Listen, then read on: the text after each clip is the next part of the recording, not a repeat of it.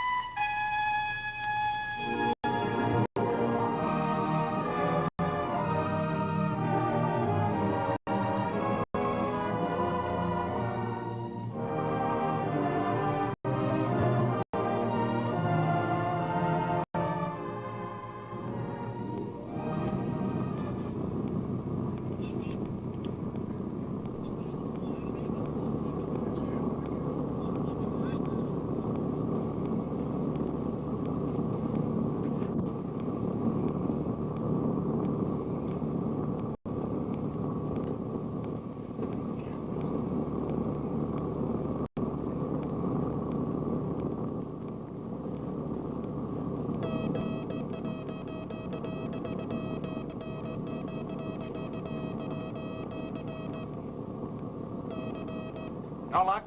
None. Keep trying. Why? Something may happen. Yeah, something has to happen, doesn't it? Yeah. How long have we got, Johnny? About 30 seconds or less. Best thing is to just not think about it. How?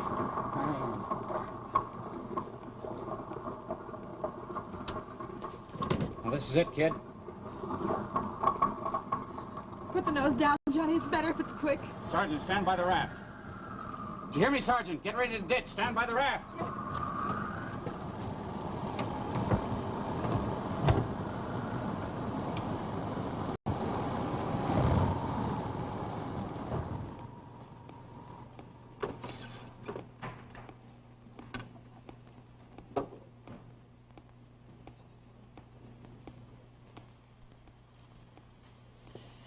What is it?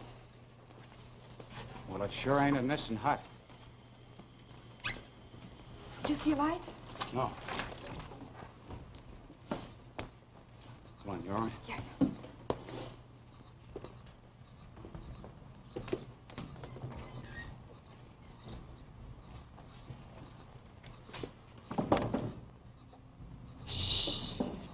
What's the matter? You might wake up the whole place. That's what I'm trying to do.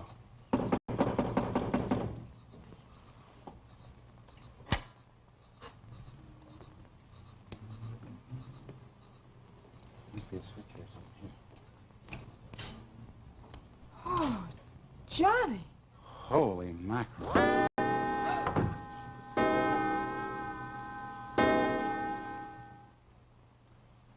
It's 2 minutes slow.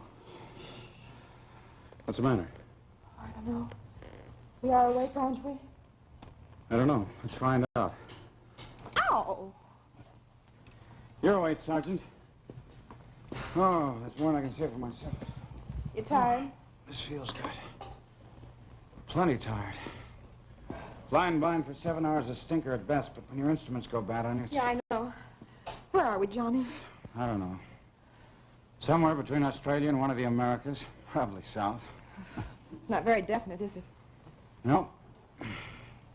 Rather an interesting situation, don't you think? Gives me the creeps. Oh, I feel like screaming. Well, why don't you scream? Then we'll find out if anybody's living here. No. Why not? Afraid it might be a Fiji Islander ready to hang your head on his belt? No. Well, then why not scream? Because the man who owns this place is named Baston. Baston? On all the book plates. From the books of Hugo Baston. Must be a very literate gent. Hugo Baston? Yeah. Say, he's not literary any longer. He's dead. What? How do you know? It was a famous air tragedy. That was before the war. You wouldn't remember. You were probably on roller skates. Does anybody know what happened? Yeah, well, this guy Baston was a big picture director, English, and had his own plane. Yeah? Seems they started out, he and some friends started on a flight for Honolulu, and all anybody knows is that they were never seen or heard of again. Yeah. That's the... Well, search went on for weeks. Don't but- elaborate. Gosh, you know, somebody must have bought himself this place and made a nice, cozy little nest of it. Yeah, only I wouldn't. Johnny! Say, don't do that, please. But You're look at getting these me frightened. magazines. The New Yorker, Newsweek, Time. Well, what about Life, them? Parker's. The dates, they're all dated 1939. Look. Say, that's about when the accident happened. My gosh, this place has just been sitting here for 11 years. Oh, that's impossible, Johnny. Why? Oh, it's all too perfect. Look, there's not a speck of dust anyplace. Must be a caretaker or something takes care of it. Oh, it's sinister, Johnny. Scared? Oh, shut up. If I had a drink, maybe I'd feel better. If I had a drink or something. Say, that's not a bad idea. Wouldn't mind one myself. Must be a bar around here somewhere. Over there. What's in there? A bar. It's absolutely ghoulish. Aristocratic taste, too. John Haig, Hanky Bannister, yellow chartreuse. What do you have? Let's try this. Anything but make it straight. Oh, Johnny. What? Look. Ice. Well, let's have some ice. Yes. Hey. Ice doesn't last 11 years, Johnny? No, well, that does it. We need a drink. We not only need it, we deserve it.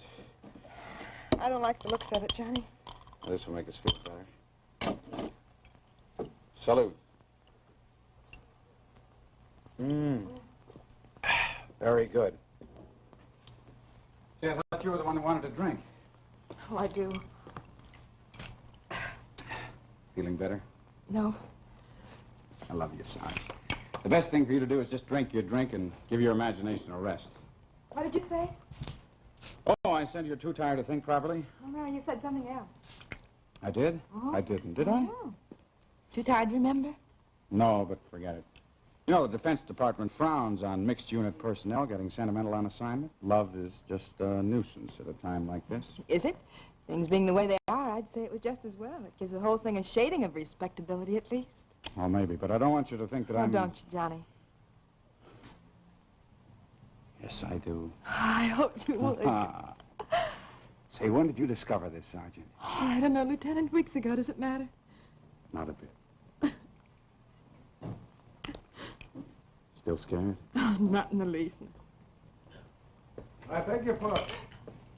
I was reading upstairs, and I thought I heard something. It startled me for a moment. And now to turn the tables, I find I startled you. No, not a bit. Lady dead? Oh, but perhaps not. Love is an amazing counter-irritant. But please allow me to introduce myself. My name is Hugo Baston. Hugo Baston? You can't be. He's dead. Oh, very true. He died exactly 14 minutes past 12 on the morning of April 26, 1939.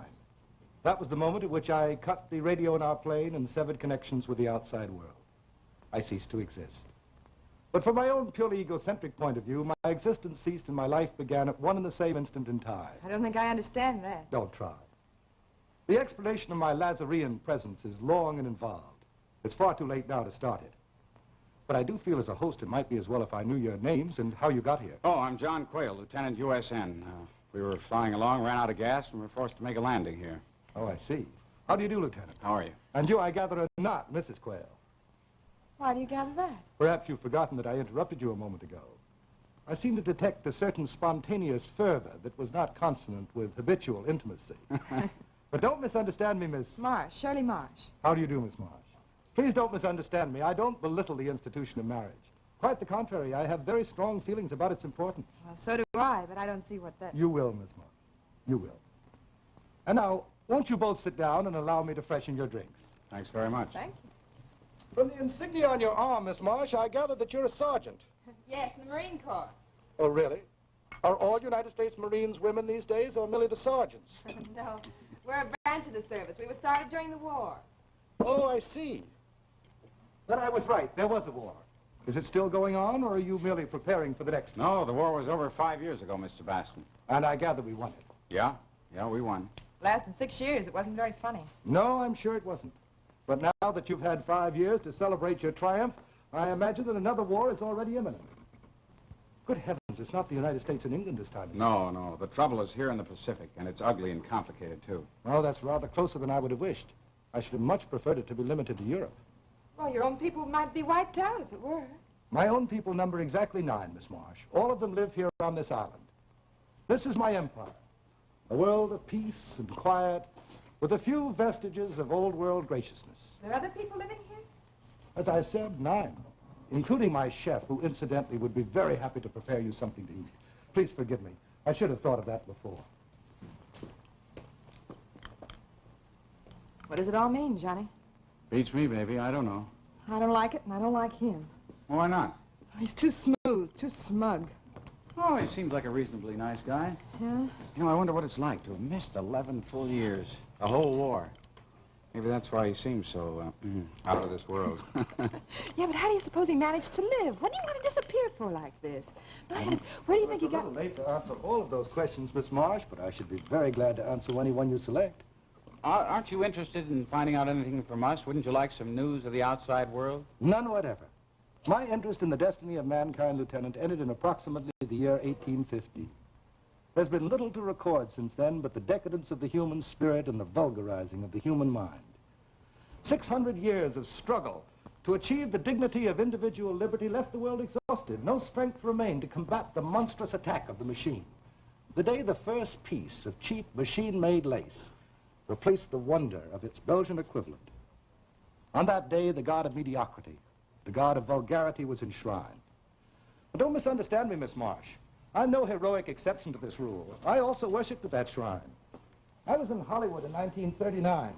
I was paid a fabulous sum of money, not because I made any contribution whatever to the art of motion pictures, but solely because I had developed a facility for coating cheap untruths and vulgar sentiments with the frosting of spurious culture. In the end, and in a spirit of deep disgust, I rebelled. But I soon found I was not alone. I found there were many others quite as eager as I to escape from the unmannered wetwash in which we were living. The plan was hatched over a period of 3 years. It was to be no temporary vacation, but a permanent severance. All roads to escape were destroyed. We came here, we burned our plane, and here we are. Naturally, none of us will ever go back. Now you've listened with admirable attentiveness. I think you have earned your reward. I will ask Sue to bring you your supper immediately. Say, just a minute, Mr. Baston. What did you mean when you said that none of you would ever go back? Just that. Oh, but surely some boat, something stops here. It never has. Never? No. Well, then, how are we going to get away? You're not. What?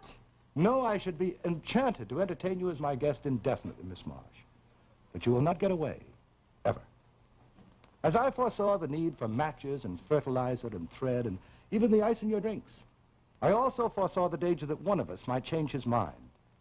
I can't stop your desire to escape, but I can guarantee that you will not do so. You can't keep us here. No? I think I can, Lieutenant. And now Sue will show you to your rooms as soon as you're ready. Good night, Miss Marsh. Good night, Lieutenant. Supper is all ready. What time you like to have breakfast in morning?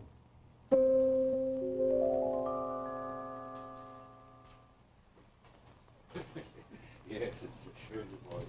Hello. Good morning, Edith. Well, what's this Sue tells us about visitors? It's quite true. 2 Americans.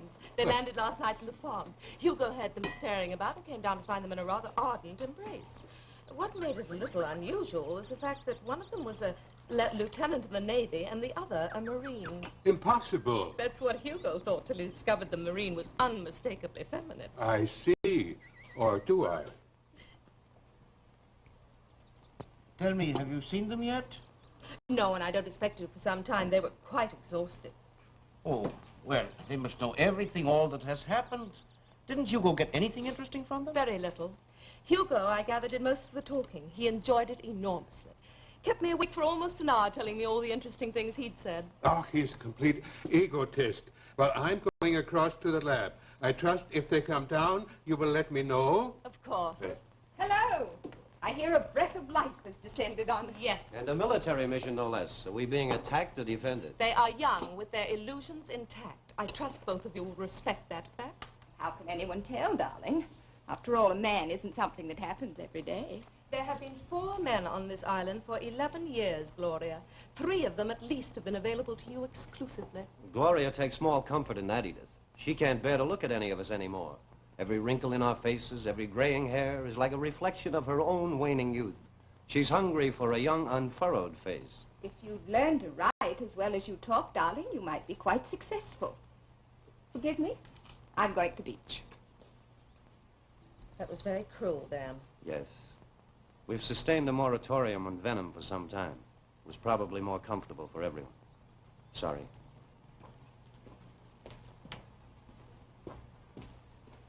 Stefan, you look so sad. Did that little outburst depress you? No, I did not even hear it. It is these young people. They bring the odor of war and destruction with them. It took so long to get rid of terror. I had begun to work again. Now they are here, they will remind us. There will be no peace left, none. Oh, no, Stefan, they're so young. The worst cruelty is born of youth. It has not yet learned to imagine the ugliness of pain. Perhaps. And yet, one of them's coming now. Leave me alone with her for a moment, will you, Stefan? You might even play for us. Good morning, my dear. I hope you slept well. Very. This is Mr. Stefan Baum, Miss Shirley Marsh. Fräulein. Stefan was just going to play for me. Oh, yes, yes. You even know my name. Hugo woke me up especially to tell me.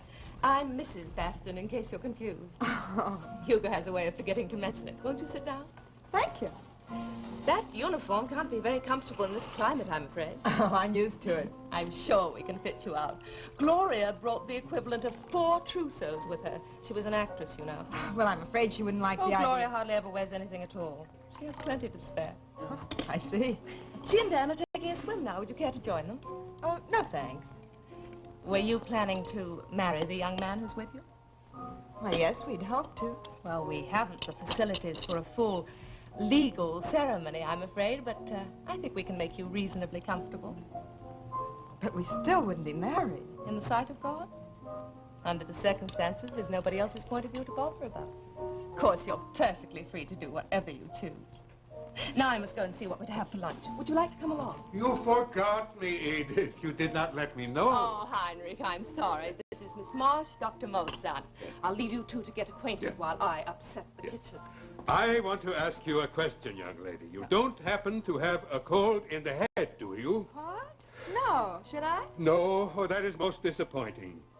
Well, I'm sorry, but why? Well, I have been here more than 10 years. I've had my own laboratory. I have worked hard. I have made tremendous strides. But always there is a catch in it, always. Oh, what's the catch? The climate is too good. Too good. Yes. Don't laugh, young lady. I have devoted my life to research, and I have found something of inestimable importance to mankind. I have found a cure for the common cold. Yes. Hi. Oh. Oh, Johnny, darling. Dr. Mawson, Lieutenant Clare. Morning.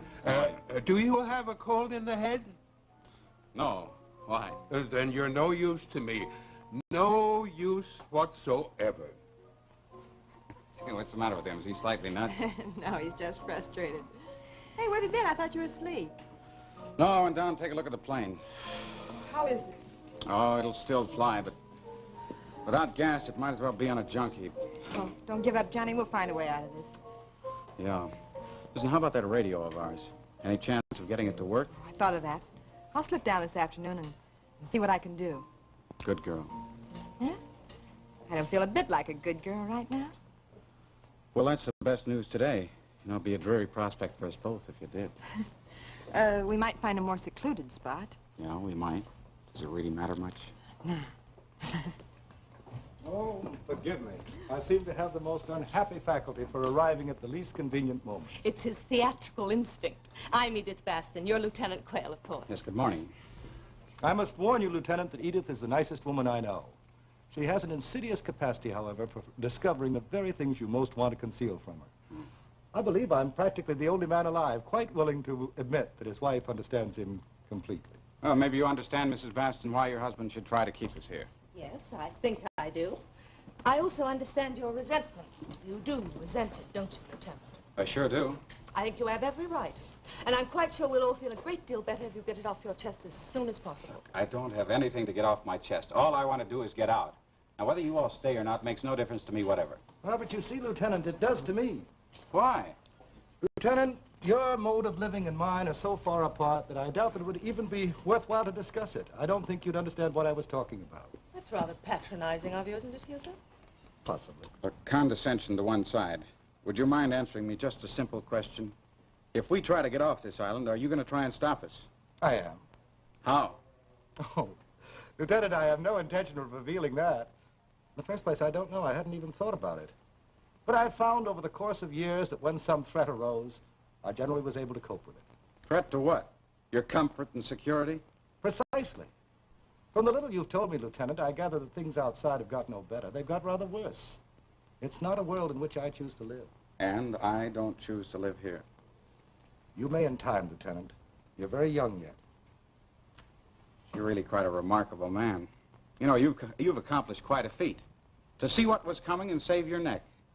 To be able to sit here in the sunshine with your sherry and your books and your frozen food locker while millions of people were starving and fighting and dying, and you feel no shame. It's remarkable.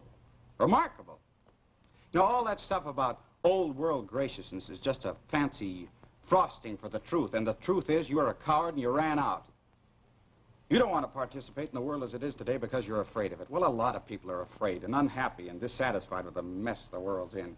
But they're sticking around ready to do what they can to make the best of it and ready to pay for their mistakes or their stupidity or whatever you want to call it. Go ahead, sit here on your empire. We don't need you. But Shirley and I are going to get it back to where we belong, and don't you try to stop us, I warn you. What a pity, Lieutenant, that the Navy grabbed you. You'd have made an invaluable addition to the United States Senate. And now I certainly think you've earned a glass of sherry. Allow me to get it for you. Edith, who is this young man? I'd like to meet him.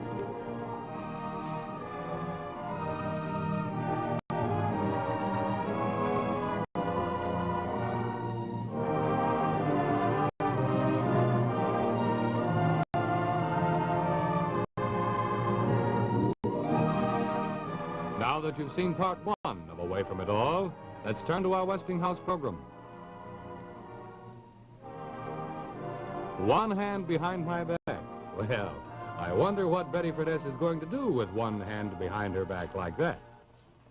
Come with me, and I'll show you what every one of you can do single-handed. Here, you can tune in this wonderful new Westinghouse television set with just one hand like this, because it has the sensational new Westinghouse single-dial control. There's no more fussing with several dials. You just turn this one dial, and you're tuned in perfectly. Now, in the set that you're watching now, does a channel ever come in like this and give you only sound? Or, when the picture comes in clear like this, is the sound ever so hard to get that all you hear is this? Well, that never happens with this wonderful new Westinghouse set because of the miracle of Westinghouse synchro tuning. Picture and sound come in together just like that. And once tuned, this set stays locked in tune. Now, here's something that will really amaze you. Here's the size of the screen in most table models. Now, let's compare it with this new Westinghouse screen. There. Now, that's quite a difference, isn't it? Engineering improvements give you a huge 17-inch rectangular screen in this wonderfully compact new Westinghouse set. And it gives you a black glass tube, which means that you get a clear, sharp picture even in daylight. Now, this set also has a built-in antenna, and that means that in many areas there's no installation of any kind. You save the entire cost of it. So why put up with a set that isn't really up to date and has an old-fashioned small screen when you can get this wonderful new 17-inch Westinghouse set at a modest price? Just ask your dealer for the Westinghouse Linwood. There's no other set in its price range that compares with it. You can be sure if it's Westinghouse.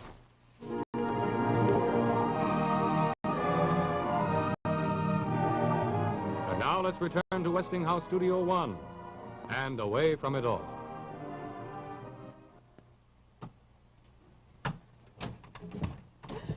Any luck? How did you get in here? I followed you. That's quite a tribute if you but knew it. I generally start serious drinking by this time in the day. But things being as they are, any new face is a big help. A pretty face is a miracle. Look, Mr. Delaney, I'm going to marry Lieutenant Quayle. I'm out of circulation. Do you suspect that I had any dishonorable intentions in following you? Yes? You're dead right. You're wasting your time. You may also be wasting yours. Have you any idea where Lieutenant Quayle has been all this time you've been wasting your time with those vacuum tubes? Not precisely, no. Nor I, precisely. But I spotted a predatory gleam in Gloria's eye as we came out from lunch. My guess is Lieutenant Quayle is going to have his hands full for some time. Quite as much your problem as mine, isn't it? No, not exactly, because I don't care and you do. There's one other thing you care about, and that I share with you. You care a lot about the job you've been doing this afternoon. This is routine maintenance, nothing more. Is it?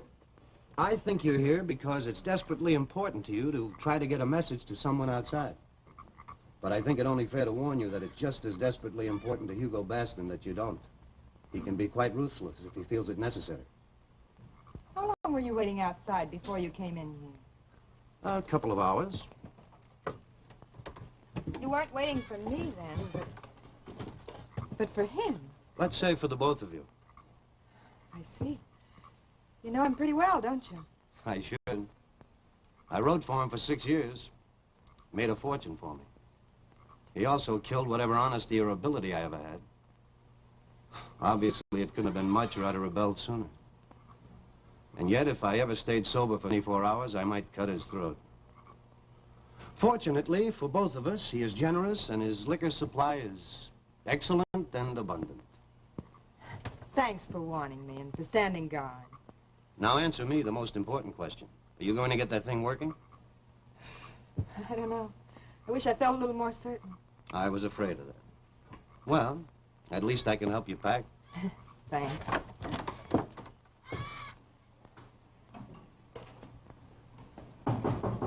May I come in? Yeah, sure. Come in. Oh, I'm sorry. Have I made a mistake? I thought this was Shirley's room. No, it is. Come on in. Aren't you getting a little impatient, Lieutenant? We haven't even arranged an illegal ceremony yet. Oh, it's nothing serious. I just want to see Shirley. Oh, may I help you? Oh, thanks. It's all right. I borrowed these from Gloria. I thought Shirley might like a change from that military get-up of hers. What in the world do Marines use for lingerie? Don't answer that question. If you don't know, it's no help to me, and if you do, I don't want to hear about it. Look, I'd like to ask you a question, and you don't have to answer it if you don't want to. You going to be as frank with me as you were with Hugo? You weren't angry then? No, because you're very young and only half right. It's true Hugo shrinks from physical violence and physical pain, but on the other hand, his abhorrence of a world without manner or dignity or graciousness is equally genuine. He respects tradition and longs for a spiritual regeneration. His tragedy was that he was born too late. Quite incidentally, we've been married for 24 years. I was in love with him then, and I'm still in love with him. Now, go ahead and ask your question. No. There's no need to now. I was just puzzled as to why you'd agreed to come here. I'll give you one piece of advice, Lieutenant. Have children quickly. You'll be less tempted to run away, and your wife will be less tempted to follow you. Hello. You have every right to be here. I have very little, and Johnny has none. Oh, I don't mind a bit. I only hope I'm not going to be late for dinner. I brought you some things to change into. If that makes you late, I'm sure you'll be forgiven. Thank you. Say, maybe I'd better go too, so you can... No, wait a second, Johnny. Johnny, I'm scared more than ever now. What's the matter? Couldn't you get the radio transmitter to work? No, but worse than that, I had a surprise visitor while I was in the plane. Yeah, who? Mr. Delaney, and he came to warn me about Baston. Gee, Johnny, we got to be careful, terribly careful, both of us. Yeah, I know. Hey, how have you been? With Malson. Not, Gloria? No, I haven't even seen her yet. All right, then. You know, I've been trying to figure out where we are. This is just a rough calculation, but as near as I can figure it, here is where we are. Here? Oh, here. 1,000 miles off any trade route I can find. You know, the Navy may go on looking for us for a couple of days, but if we don't get some signal out to them before that, well, we're out of luck. Well, you know Baston never let us do that. Now, he's got to. Well, we got to be smart. Yeah. How?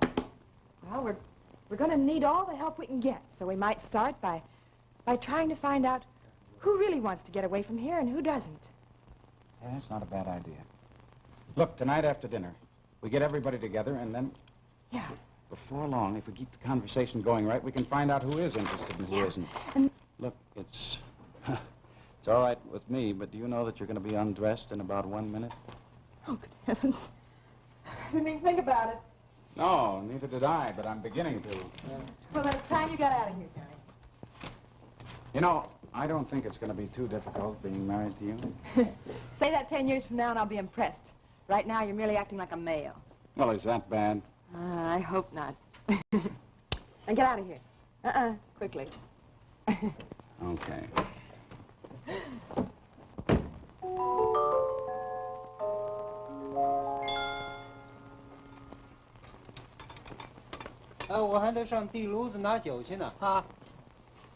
Liquor, Miss Delaney? I'll pause you. Thank you. So light lantern make big welcome for American guests. Go right ahead.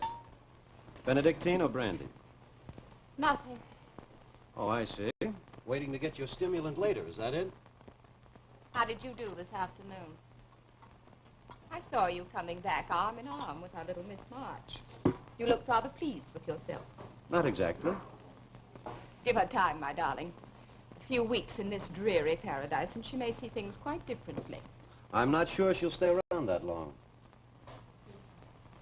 How do they plan to get away? I don't know, but I rather think she and the lieutenant will find a way out. Oh, what a pity. I'd rather look forward to something easy and unhurried. In that case, I may have to step up the pace. He may be a little tougher than you know. He had quite a war record, I understand. A little recklessness is all to the good. Johnny, Yeah? come out and join us. We're lonely. Sure, why not? What Gloria means is she'd like you to keep her company while I start getting tight. Dinner being late, I'm a little behind schedule. Dan did that rather gracefully. I think I must remember to congratulate him. Oh, it sounds like a plot. It was. I've been trying to get a moment alone with you ever since you arrived. You've been unusually evasive. Well, it wasn't intentional. That's what made it so irritating. Or perhaps you haven't thought what it would be like to have no one to talk to but a frightened little musician, an aging ex-movie director, and a total alcoholic. Oh, goodness, I forgot the professor. Maybe that's because he's only noticed me once in 11 years. When was that? I sneezed one night after dinner. What did he do, nail you down in his lab? No, he vultured over me for a while. When he finally decided I wasn't going to sneeze again, he began reading the medical journal aloud. Well, did you learn anything? I learned not to sneeze. You used to be an actress, didn't you? Oh, not really. I was merely young. For a while, that was enough. Then I had the misfortune to meet Hugo. I'm afraid I made rather a fool of myself over him for a while. That's one of the main reasons I came out here. It wasn't very bright of me. All I can say for myself is that I hadn't met Edith then. You know, you're being very frank. Would you like me better if I weren't? No. I like it. It's very unusual. Oh, goodness, here they are. Stefan, do play for us. Oh, it is hard what you ask, Edith. Music is a matter of feeling, mood. Mood is not right. But I will try.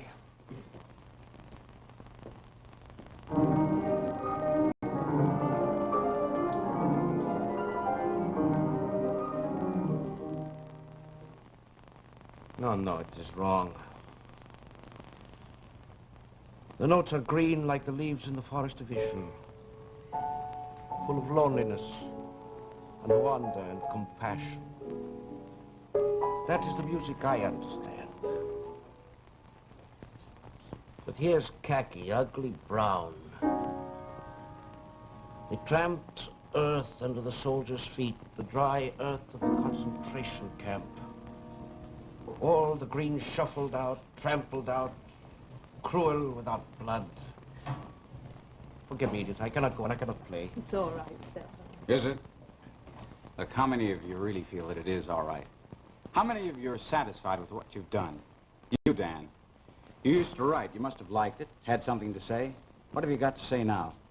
Nothing. And you, Dr. Molson, you're a scientist. Has it occurred to you, Doctor, that you may no longer know the vocabulary of your trade? For example, what's the formula for penicillin? It is a word I do not know. You are telling me they have gone past me. Is that it? Yes. And you, Baum, you're a sensitive man. The tones you call brown are cold and full of tears to you. Brown doesn't mean that to me at all. You know what brown means to me? Oklahoma. It's not Beethoven, but I like it. Here. Oh, what a beautiful morning. Oh, what a beautiful day. I've got a beautiful feeling. Everything's going my way. Forgive me. I seldom feel it necessary to exercise the prerogative of host, but I am responsible for the composure of my guests. This was a crude but disturbing influence, Lieutenant. I must ask you to stop playing. You really think it was? Well, maybe that's enough for the first lesson, then. I leave you all to sleep on it.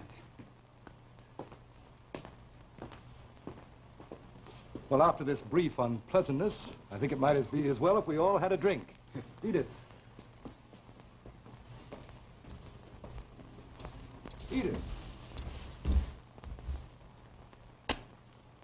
You make look at plane tonight, Lieutenant?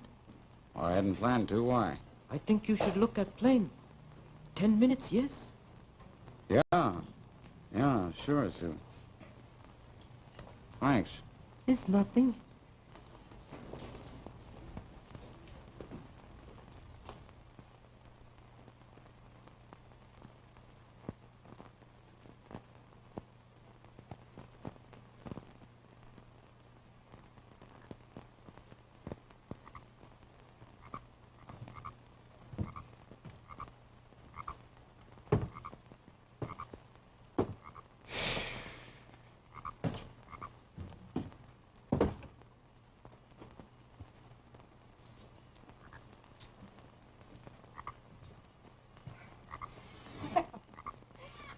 You certainly make a lady go through a lot to find you, don't you?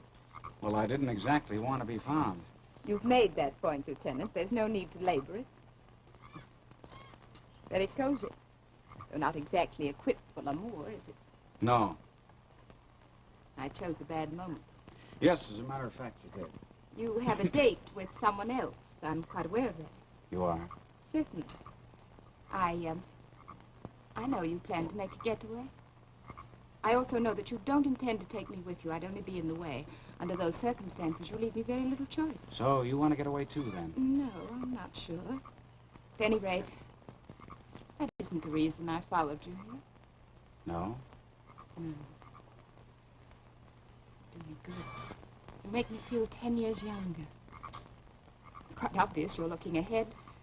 Well, so am I. I see quite clearly what it's going to be like. I even see what I'm going to be like. It isn't very much to look forward to. Of course, I might arrange to keep you here, then I wouldn't have to be so obvious. You know, you're making no sense whatsoever. Well, Hugo might rather resent your meeting Sue here tonight, you know. What do you mean?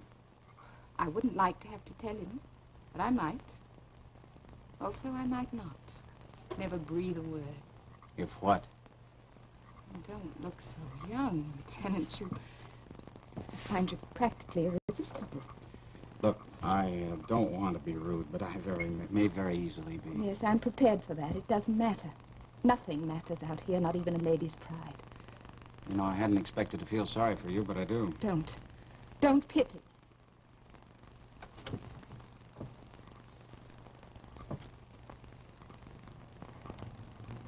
Someday when you're older, you may understand why I did that.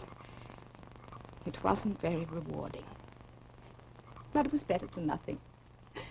Well, I won't keep Sue waiting any longer. Must be getting restless.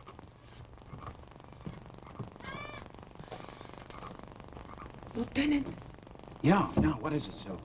What did you want to tell me? come with Sue. Sue, show you. Come. Yeah, right away.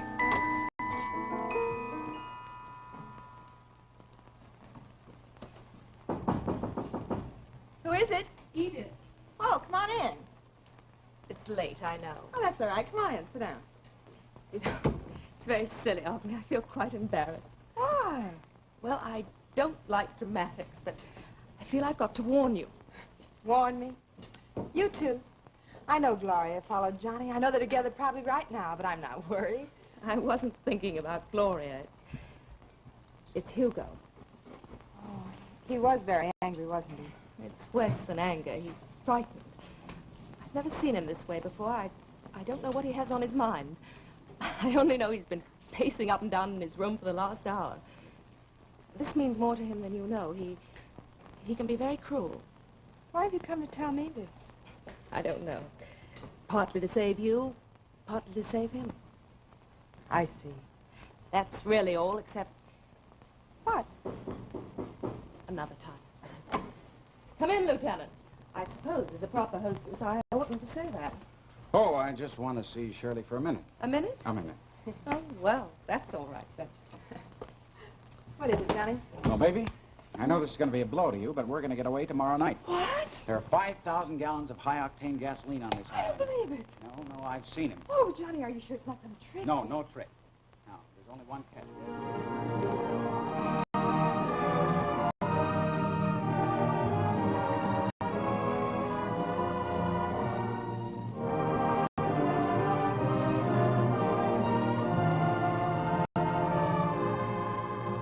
And now let's pause for a moment and look at our program again.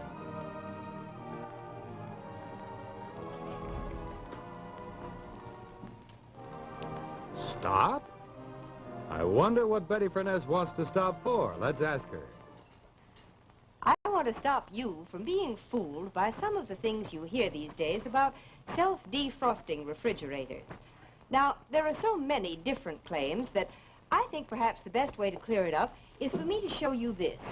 The one refrigerator in the whole world that never needs defrosting any time or any place. The wonderful new Westinghouse frost-free refrigerator.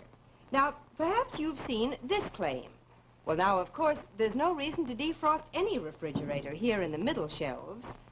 Up here is where those words belong, up on the freeze chest, the only place in any refrigerator where frost ever builds up.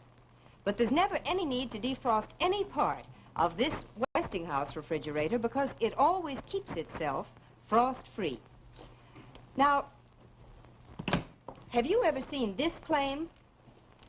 Now, what is the point in a refrigerator defrosting itself every night?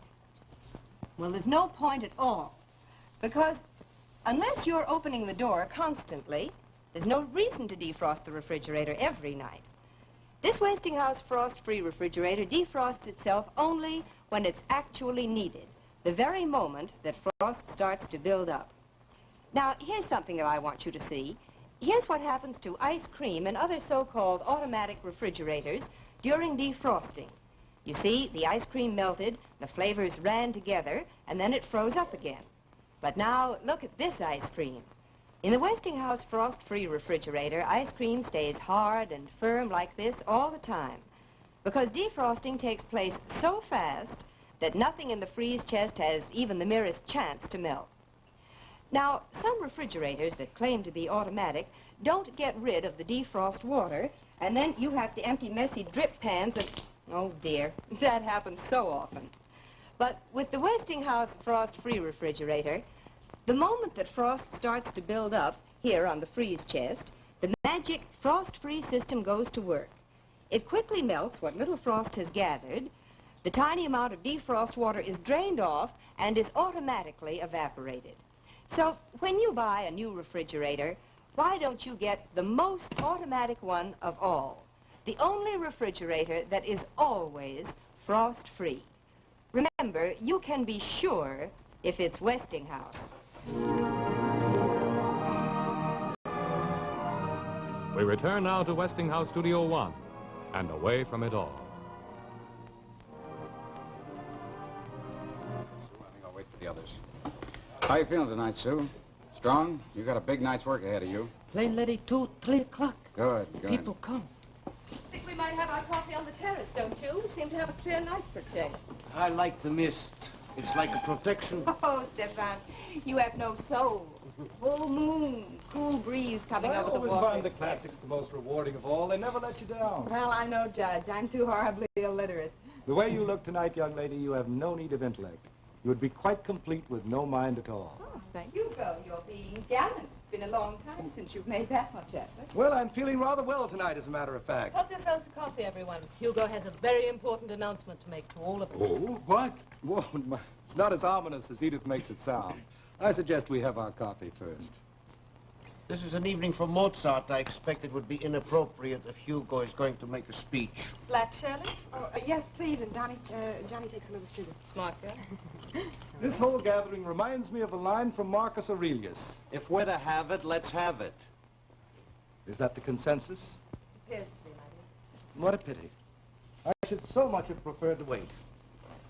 However, it has recently come to my attention that Lieutenant Quayle intends to leave this island secretly somewhere between the hours of 2 and 3 tomorrow morning.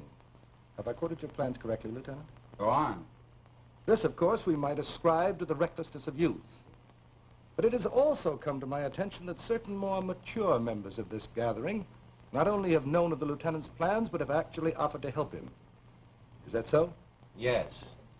Why, it never occurred to me that you would be the one member of this group to admit the truth. However, that's a small moment. What does matter and what is important is why any of you should wish to leave.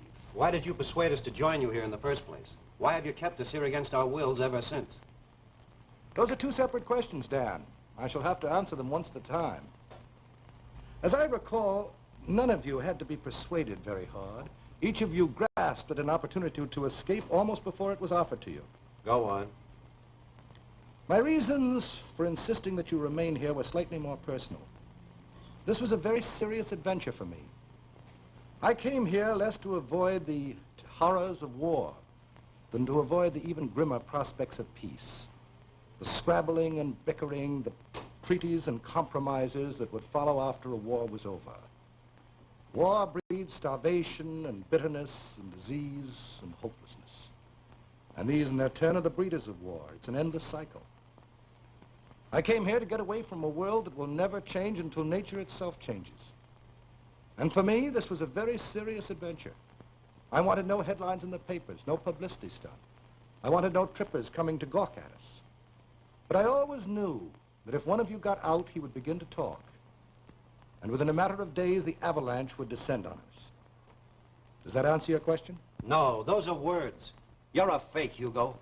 You act as though you tried to do each of us a favor. That's a lie. All you wanted was the sadistic pleasure of humiliating us, of watching us crack up. I was a failure, yes, but you didn't save me by bringing me here. You only wanted to see me sink lower and lower. You wanted to see Stefan's frightened eyes over your breakfast egg. You wanted to taunt Gloria for being such a fool as to idolize you.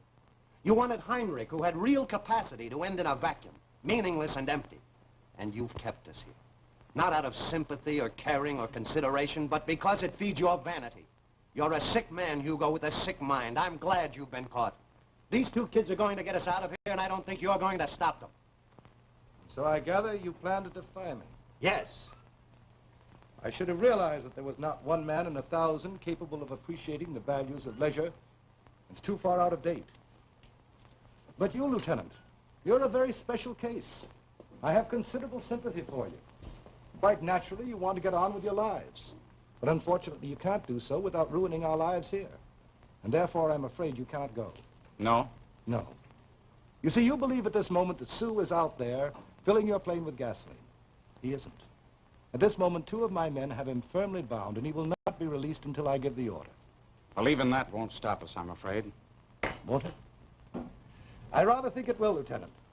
And now I think it's time we all had a liqueur. Forgive me, I'll pick it up from the bar. No, I don't want to seem melodramatic, Mr. Baston, but I'm going to use this if you try and interfere. See, I miscalculated. I had no idea you'd resort to violence so quickly, Lieutenant. Are you ready to give orders to have Sue released? I have no choice, am I? None? But may the prisoner make one request of his captor? What's that? Well, I should like, in the absence of our houseboy, to play host to my guests. Would you allow me to go to the bar and pick up a few bottles of liqueur? All right. I'll go with you. Forgive us. We won't be a moment.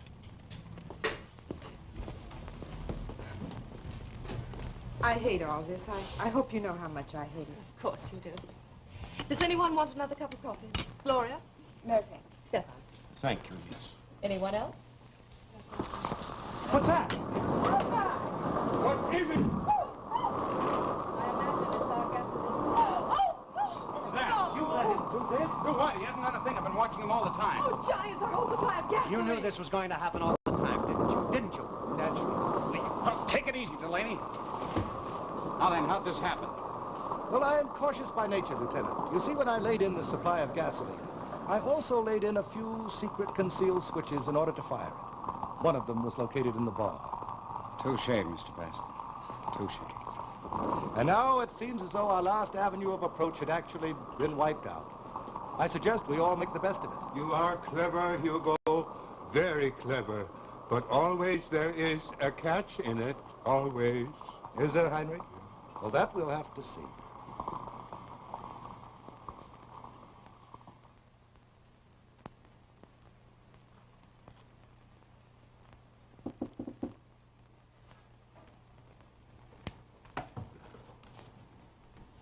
May I come in? I'd rather you didn't. You are angry, then? I'm tired. Do you mind if we don't discuss it? Yes, I do, Edith. I must know why. You behaved very badly. What did you want me to do? Send them off with my blessing, ruin everything we have here? You might have consulted me. Well, I had very little chance. I was facing a gun. Oh, you made up your mind long before that. You simply took me for granted. You always have. Which is the highest compliment I can pay you. I think I should like a new kind of compliment for a change. What? You never stopped to put yourself in my place. You've not been happy. I'm not unhappy. I see plenty of you. I've lots to keep me occupied, but I think I've had enough of it. I should like a day's shopping for once and a gossip over lunch with another woman about her husband. I should like one day's good, honest drizzle. I didn't know. You didn't imagine. That's the compliment I missed. It's a little late, Edith. Perhaps a little of my disappointment was because of those two young things. I've grown very fond of them. And they reminded you of all you've missed, is that it? I suppose so. I'm sorry. I shan't hold it against you. Will you be up soon? No. Is this to be a permanent separation? I don't know. Probably not. I'm human. But for the time being, I'd rather be alone. I see. Do you, Hugo? Do you really? I hope so. Then you may have your kiss. Good night, Edith. Good night, Hugo.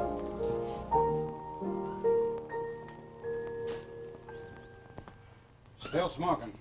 Yeah. That's why I turned my back. I didn't especially want to be reminded. Nobody else down yet? No, only Dr. Maltson. He went over to the lab a little while ago. You didn't come in till quite late last night, did you, Johnny? No. I walked around half the island. How'd you know? I waited for you. You what? Oh, Johnny, we'll never be able to be married now. Not properly married, and so... Well, I tried to remember how the marriage ceremony went while I was waiting. I was able to say almost all of it, but... Well, I was wasting my time. He just didn't come. Say it for me now. No, it's not the moment now. Good morning. It's a very fine day. Oh, good morning. It's always fine around here, isn't it? Oh, but the fog. And last night, the fog came in very thick. Well, you seem especially happy about it. I am. Stefan has caught a cold. He was sneezing very badly this morning. Morning. Oh, Right. it's late, it seems. Edith? Gloria, I didn't even know you were undressed yet. Don't be funny, Edith. Though I must admit it is hard to take it seriously. What? The Marines have landed. Or to be exact, the United States Navy were invaded. What? Yes, it's true. They rode right up on the beach. Dan was for defending the beachhead, but I rather favored giving in. Come on. I wouldn't mind in the least being captured by what I saw. Now, make some sense, Gloria. Why, What happened? Perfectly simple. We were down on the beach, and suddenly a boat appeared out of the mist. One of the men let out a wolf cry. I rather enjoyed it. How? Where did they come from? A destroyer, I think. Dan wasn't very polite about it. The minute he saw the officer in charge, and a dreamy thing he was, too, he chased me right up here to let you know. Oh, Johnny. But I didn't argue very much. At least it gives me the chance to see Hugo's face when I break the news. It hasn't quite fallen to pieces yet, but it will as the facts sink in. You do realize what this means, don't you, Hugo? Yes, I realize. So you did get a message out, Lieutenant? No, I didn't. Did you? No. Forgive me, that's rather hard to believe. The coincidence was a little too marked. They can't make us go, Hugo. No, that at least they cannot do. Right this way, Lieutenant. Lieutenant Grant, everyone. How do you do? Lieutenant Quayle? Am I glad to see you? How are you, boy? Fine. How in the world did you get in these waters? They've been looking for you 100 miles north of here. Well, I seem to have gotten off my course a bit. You certainly did. I gather you got a radio message through from our island, Lieutenant. No, sir. We just saw a large column of smoke and figured it was a signal of some sort. I was sent ashore to investigate. Lucky for you, we saw it, too. That is a matter of opinion, Lieutenant. Well, scarcely. You see, we had no report anyone was living on this island. Well, it was a rather private negotiation at the time of purchase. You mean you own this island? I do. That makes things a little awkward, sir, but I'm afraid even so, you people will have to evacuate just as soon as possible. Well, I'm sure there are ever so many of my guests who'd be very glad to go with you, Lieutenant. But my wife and I shall remain. Unless I'm speaking for myself alone. No, I will stay, of course, Hugo. I'm afraid that's not up to you to decide, sir. However, you'll receive full compensation. Well, I have no intention of going, Lieutenant. I came here as a matter of principle. I shall stay as a matter of principle. I'm afraid that would be impossible, sir. You see, we're conducting certain tests in this island, and your island is one of our targets. So naturally, it would be quite impossible for any of you to remain. I see. And when are these maneuvers scheduled to begin? Tomorrow morning, sir. Perhaps it's just not possible to escape anymore, Hugo. No. It looks as though there was no longer any room for the 18th century. Perhaps you were right, Heinrich. There's always a catch in it. Always. Hi! Shoot!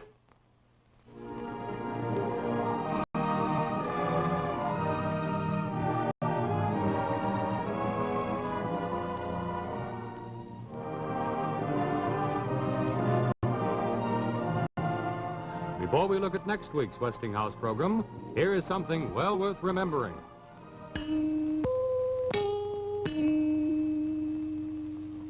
Why, how do you do? Do come in.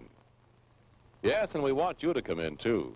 Come through this Westinghouse model home with Mrs. Roger Adams of Green Bay, Wisconsin.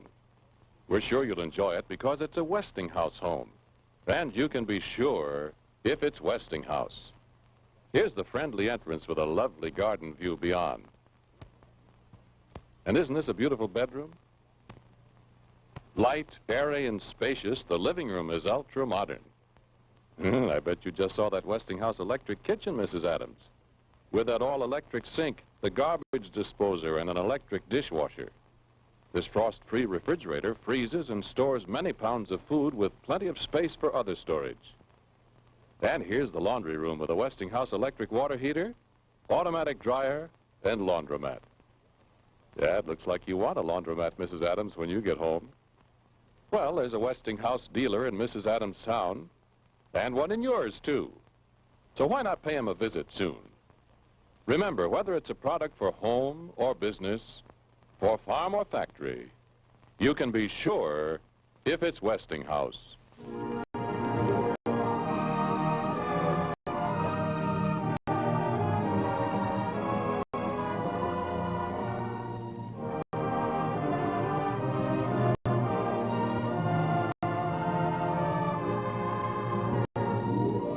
The part of Hugo Baston was played by Worthington Minor.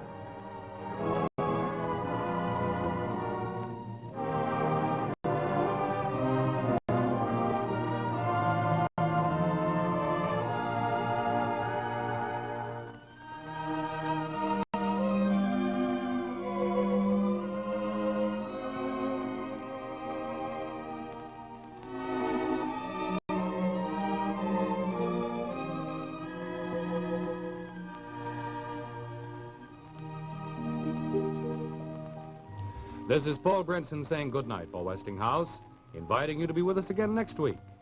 Meanwhile, stop in at your dealers. See the sensational new Westinghouse television set with single dial control. And ask your Westinghouse dealer to show you the only refrigerator in the world that never needs defrosting. Anywhere, anytime. The amazing new Westinghouse frost-free refrigerator. And now until next week, good night.